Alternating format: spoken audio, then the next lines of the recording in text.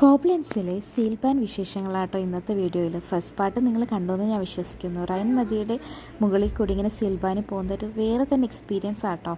ഇത് വഴിക്ക് വെച്ച് നിന്ന് പോവോ പൊട്ടി വീഴോ എന്നൊക്കെ ഉള്ള ഏകദേശം ഒരു ഭീരുവിൻ്റെ എല്ലാ പിടികളും ഉള്ളിലൊതുക്കിക്കൊണ്ട് തന്നെയാണ് ഈ ഒരു യാത്രയ്ക്ക് പുറപ്പെട്ടത്. അങ്ങനെ എയറിൻ ബ്രൈൻസ്റ്റൈൻ ഫോർട്രസിൻ്റെ അവിടെ എത്തി കേട്ടോ. അകത്തുകൂടി ഞങ്ങൾ കയറി. അവിടെ ചെറിയൊരു മ്യൂസിയം പോലെയൊക്കെ ഉണ്ടായിരുന്നു. വൈൻ ടേസ്റ്റിംഗ് ഉണ്ട്. റെഡ് വൈനും വൈറ്റ് വൈനും ഉണ്ടായിരുന്നു കേട്ടോ. അപ്പോൾ റെഡ് വൈൻ കുറച്ചൊക്കെ ഒന്ന് ടേസ്റ്റ് ചെയ്ത് നോക്കി. നല്ലൊരു എക്സ്പീരിയൻസ് ആയിരുന്നു. എനിക്ക് വേറെ വൈൻ കുടിച്ച എക്സ്പീരിയൻസ് ഇല്ല, അതുകൊണ്ട് ഇത് നല്ല വൈനാണോ എന്നൊന്നും പറയാൻ ഞാൻ ആരുമല്ല. പക്ഷെ ഒന്ന് പറയാം, ഇവിടുത്തെ ഫേമസ് ആയിട്ടുള്ള ഐറ്റങ്ങളിൽ ഒന്ന് തന്നെയാണ് ഇവിടുത്തെ വൈൻ.